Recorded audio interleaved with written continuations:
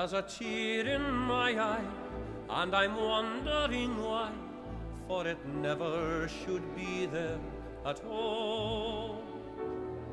With such power in your smile, sure a stone you'd beguile, so there's never a teardrop should fall. With your sweet lilting laughter, like some fairy song, and your eyes twinkle bright as can be. You can smile all the while, or all other times smile. So let's smile a smile for me.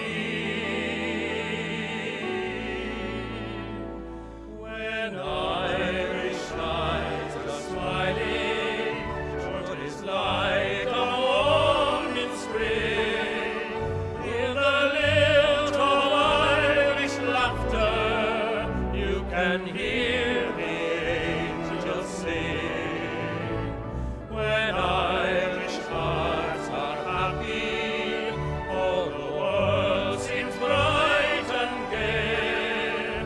And when Irish eyes are smiling, sure they steal your heart away.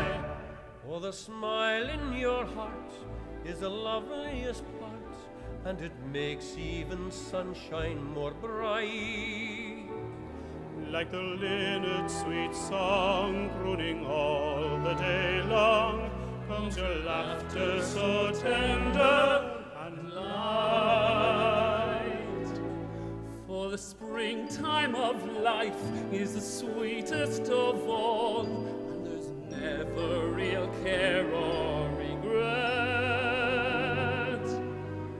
For springtime is ours throughout all of youth's hours, so let's smile each chance we get. When Irish eyes are smiling, sure it's like a morning spring. In the lilt of Irish laughter, you can hear the angels sing. When Irish hearts are happy, all the world seems bright and gay.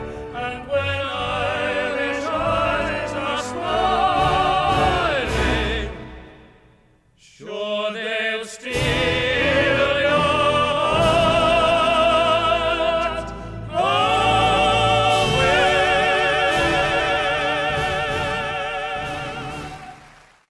You know, most people look through their wallets or their pocketbooks, and way down at the bottom, past the credit cards and baby pictures and so on, you usually find a little old piece of dog-eared poetry. I was cleaning out my wallet the other day, and I ran across a whole bunch of IOUs, some of them 35 years overdue. And you know the funny thing? All these IOUs are owed to one person, and I kind of felt like that maybe now would be a pretty good time for an accounting. Mom, I sure hope you're listening. Sweet lady, I owe you for so many things, a lot of services, like night watchman, for instance. Lying awake nights listening for coughs and cries and creaking floorboards. And me coming in too late. Boy, you had the eye of an eagle and the roar of a lion, but you always had a heart as big as a house.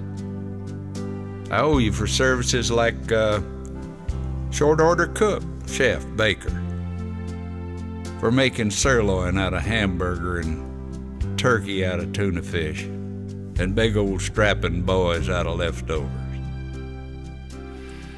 I owe you for cleaning services, the daily scrubbing of face and ears, all work done by hand, and for the frequent dusting of a small boy's pants to try to make sure that he led a spotless life.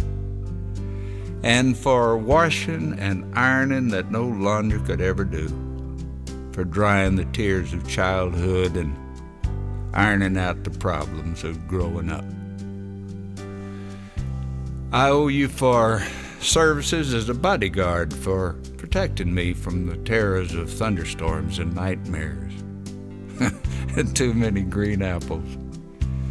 And Lord knows I owe you for medical attention, for nursing me through measles, mumps, bruises, bumps, splinters, and spring fever. Oh, let's not forget medical advice. Important things like, if you keep on scratching that, it'll never get well, or if you cross your eyes, they're going to stick like that. And probably the most important advice of them all, boy, you be sure you got on clean underwear in case you're in an accident. And I owe you for veterinarian services, for feeding every lost dog that I dragged home at the end of the rope, and for healing the pains of puppy love.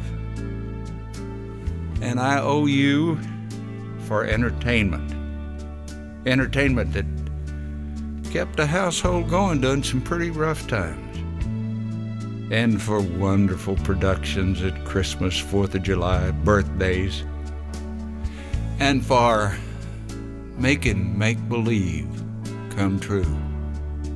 And you did it all on such a limited budget. I owe you for construction work, for building kites and confidence, hopes and dreams, and somehow you made them all touch the sky. And for cementing together a family so it would stand the worst kinds of shocks and blows, and for laying down a good, strong foundation to build a life on. I owe you for carrying charges, for carrying me on your books, for the necessities of life that a growing boy somehow, they just gotta have. Things like a pair of high-top boots with a little pocket on the side for a jackknife. And one thing, Mom, I'll never forget. When there were 2 pieces of pie and 3 hungry people, you were always the one that decided, well, I'm not really that hungry anyhow. These are just a few of the things for which payment is long overdue. The person that I owe them to worked very, very cheap. She managed by simply doing without a whole lot of things that she needed herself. My IOUs add up to more than I could ever hope to repay. But you know the nicest thing about it all? That I know that she had marked the entire bill paid in full for just 1 kiss and 4 little words. Mom, I love you.